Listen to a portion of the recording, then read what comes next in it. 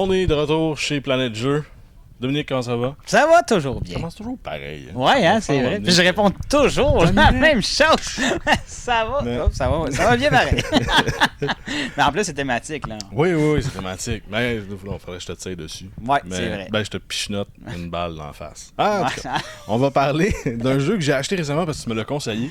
Et oui, j'y ai joué. Puis effectivement, c'est vraiment le fun. Oui. C'est Flick 'em Up. Un jeu de dextérité. Un jeu de cow-boy. Des cow-boys contre des hors-la-loi. Oui. Ah, ça, c'est tellement... Ben, dextérité. Ouais. C'est pas la plus grande dextérité demandée, mais il est calculé dans les dextérités. Ouais. C'est quand même... T'as besoin d'avoir... C'est pas un jeu de stratégie. Au minimum un doigt. Ouais, c'est vrai. Au minimum minimum un doigt. Parce que c'est pichenote, mais en même temps, comme qu'ils disent, pichenote glissée. Ouais, c'est ça. Mais t'as pas le droit de toucher ton doigt avec ton pouce. Ouais, on va exactement. aller dans les règlements plus tard. Ouais. Flick 'em Up, qu'est-ce que c'est? Dans le fond, c'est ce qui est plaisant, c'est on peut choisir notre scénario. Oui. Ça arrive avec plusieurs scénarios. Je pense qu'il y en a une douzaine. Ouais, dans le jeu de base, il y en a une douzaine, il y en a d'autres dans l'extension. Oui.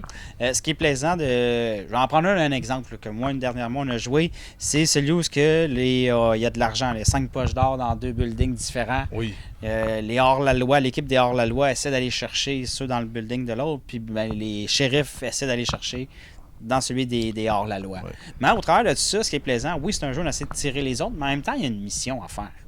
Oui. Il y a un objectif. Il y a un objectif, oui. En même temps, tu t'attends pas à tirer. Non, tu veux quand même réussir ta mission. Ça prend ça pour gagner la partie. Je laisse quand même tout aussi en parler. Tu as ton expérience. Je sais pas si tu l'as joué celle-là. Oui, j'ai joué plusieurs games à dire. J'ai pas joué à ce scénario-là en tant que tel, mais j'ai joué à un scénario où il fallait empêcher les hors-la-loi de rentrer. Je pense que c'était en banque ou quelque chose en Ouais, il y a plein de scénarios dans le jeu. Il y en a un autre où j'ai joué où il fallait éliminer l'autre équipe. Oui, c'est vrai. Moi, tout celle-là, je l'ai essayé. C'est quand même assez simple. Mais ce que j'ai vraiment aimé, c'est que peu importe le nombre de joueurs, vous pouvez être pair ou impair, ça n'a pas d'importance. Vous vous séparez en 2 équipes. Ouais. Puis il y a 5 joueurs, il y a 5 hors-la-loi, 5 shérifs. Puis vous devez jouer les joueurs un après l'autre. Fait que vous faites juste prendre des tours dans votre équipe. Peu importe le personnage que vous jouez, ça n'a pas d'importance. Tu peux ne pas rejouer le même personnage. Ouais, puis ce qui est important, c'est qu'à chaque tour, parce qu'il y a une petite horloge qui va bouger, puis tout le monde a des petits chapeaux, soit rouges, soit bleus. À chaque fois que tu joues un personnage dans ton équipe, tu tournes le chapeau de côté, de bord, puis là, le chapeau change de couleur. Ça veut dire que ce personnage-là a déjà été joué, tu peux plus le rejouer dans ce tour-là. Oui, on va pouvoir rejouer au tour probablement suivant. C'est ça. Le tour suivant, tu vas pouvoir y jouer. Donc, la prochaine personne à jouer a le choix des autres personnages. Oui, exactement. Puis il faut pas oublier ce qui peut être un petit peu dangereux dans ça. Ceux qui se font tirer sont couchés à terre, ne peuvent pas virer leur chapeau. C'est ça. Fait qu'on les perd même pour le tour d'après. Oui. Parce que pour aller le lever, il faut aller toucher. Oui. Fait que c'est un jeu qui est justement, tu te sépares en 2 équipes, tu te fais une petite stratégie. Puis il y a aussi beaucoup de, justement, on parlait de tirer avec la dextérité, je pourrais dire. C'est une petite rondelle. Tu fais juste pousser avec ton doigt. Ouais, pour l'envoyer à l'endroit ce que tu veux qu'il aille. Tu n'as pas le droit de pichenoter en tant que tel. Ouais, c'est vraiment une glisse. Une glisse avec ton la doigt. même affaire sur la table. Je pense que tu n'as pas le droit de forcer. Non. Il faut vraiment juste que tu donnes une petite tape. C'est quand même assez difficile de viser. Oui, surtout en plus après avec les balles. Quand tu veux tirer, les balles sont encore plus petites. Les balles sont plus petites. Parce que pour le déplacement... Faut que tu le fasses tomber en plus. Oui. Faut que le personnage, quand tu tires dessus, faut qu'il tombe pour qu'il soit blessé. Fait que pour te déplacer dans le jeu, faut que tu donnes une petite tape sur une rondelle. Si elle touche à quelque chose, ton déplacement est annulé. Ouais. Donc, après ça, tu peux te déplacer où ce que tu étais. Pour tirer, c'est la même chose. Puis il faut que tu fasses tomber les personnages adverses. C'est un peu plus solide qu'on pense. Oui, puis tu sais, avec tous les comment je pourrais dire, les décors. Tu veux pas les clôtures, il y a beaucoup de choses les dans le chemin. Il y a toujours quelque chose dans le chemin. Puis c'est des layouts différents, c'est pas un plateau. C'est carrément, vous le mettez sur votre table, puis vous pouvez faire vos propres scénarios au besoin si vous décidez de changer des trucs. Vous pouvez changer les layouts comme vous voulez. Ouais, puis même pour rentrer dans un building aussi, c'est pas toujours facile. Oui, il faut que tu rentres entre les 2 petites pattes. Oui, exactement. Toucher, parce que chaque building est sur comme des petites pattes de bois, puis il faut rentrer au travers pour pouvoir rentrer dans le building. Pas toujours facile. Non, c'est pas toujours facile. Une couple de fois, j'ai manqué. Ping, ça pine. Mais c'est un jeu que j'aime beaucoup pour une raison, c'est que si vous faites des soirées de jeu, même si vous jouez avec juste de temps en temps, c'est pas un jeu qui est assis ou vous jouez devant un plateau. Vous allez être debout en l'entour de la table, il n'y aura pas personne d'assis, c'est sûr et certain.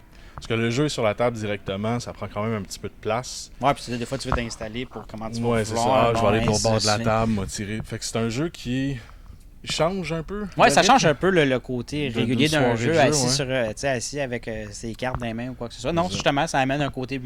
C'est plus dynamique en même temps, parce que le monde a tendance à être plus relax. Côté que c'est vu qu'on est debout, puis c'est...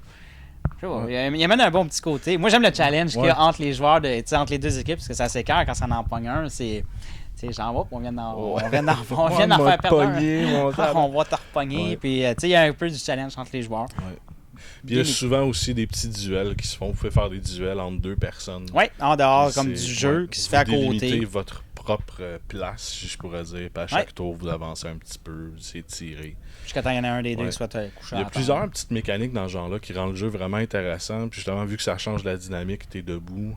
C'est un jeu qui est un peu plus... Même le matériel, pour l'ordre des joueurs qui jouent des deux équipes, pour le petit boîtier. La qualité du matériel, là, moi je donne un bravo, chapeau. Là. Oui. Moi j'étais agréablement surpris de la qualité. Seule chose que j'ai un peu moins trippé, puis c'est son seul défaut, c'est justement quand tu joues sur une table, c'est facile de perdre une balle. Oui. Ça j'ai déjà arrêté une game 15 minutes de trouver la balle, pas clencher la manche. Pour vrai?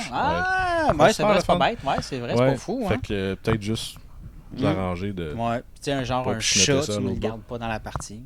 ouais, tu peux faire un monde. Ben, quoi que si tu veux te faire un King of Tokyo, flick 'em up, ça peut être pas pire, tu le mets sur la table. Ouais, un chat doit être fort. Il y a une extension qui vient aussi avec ça, Stallion Canyon. Tout nouveau, en plus, ça fait même pas 2 semaines sans magasin. L'extension, dans le fond, ce que ça apporte, à partir de là, il y a des chevaux. On peut aussi essayer de passer par-dessus des clôtures, des cactus. Il y a comme un jump maintenant qu'on peut utiliser. Ah ouais? Ouais. Fait que tu sais, je pense qu'il monte juste ici, ça boîte. Okay. Fait que on peut essayer de sauter par-dessus des éléments du jeu. Pas mal intéressant. T'sais, même par-dessus certains joueurs, l'autre équipe. Ah, ok, c'est pas fou à essayer. Moi, je serais du genre à vouloir le tester.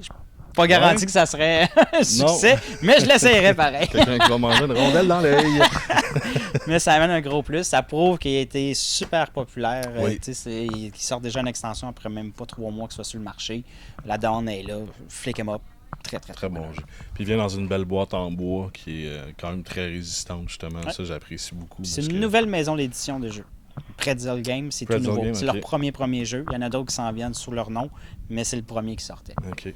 Donc, Flick 'em up, c'est un 2 à 10 joueurs, mais comme on l'a dit, vous faites plus, c'est pas de problème. Tout le monde aussi, prend un tour. Ça change rien. Il n'y a pas de problème avec ça. C'est un 8 ans et plus, il y a quand même des petites pièces. C'est marqué 45 minutes, mais ça peut aller très rapidement, puis ça peut même dépasser un peu. Ouais, moi, en tout cas, une que j'ai jouée, on l'a dépassé. On était dans la 1 heure, 1 heure et quart. Ouais, d'autres que c'était une demi-heure. Ouais, c'est ça. Mais ça dépend si ça dépend de la mission. Ça dépend vraiment de la mission. Puis c'est un jeu, l'expansion se détaille à 45 de mémoire. 45 $. Et le jeu de base, c'est un petit peu plus dimensieux, mais ça vaut la peine. À 89. 97. C'est dispendieux, mais c'est vraiment un très bon jeu. Vous allez rejouer souvent. Oui, parce qu'il faut oublier que quasiment tout ce qu'il y a dedans, c'est des pièces de bois. Oui. Fait que c'est normal. Ah oui, c'est très solide. Là. C'est pas fait cheap en tout. Là. Fait que Flick 'em up, très bueno. Donc, Dominique, Planet Jeu, on trouve ça où? Au 8269 rue Notre-Dame-Est à Montréal. Vous allez voir justement les liens dans la description en bas, dont le lien de Planet Jeu pour le jeu Flick 'em up. Merci beaucoup. Merci. Ciao. Bye bye. Abonne-toi à ma chaîne YouTube.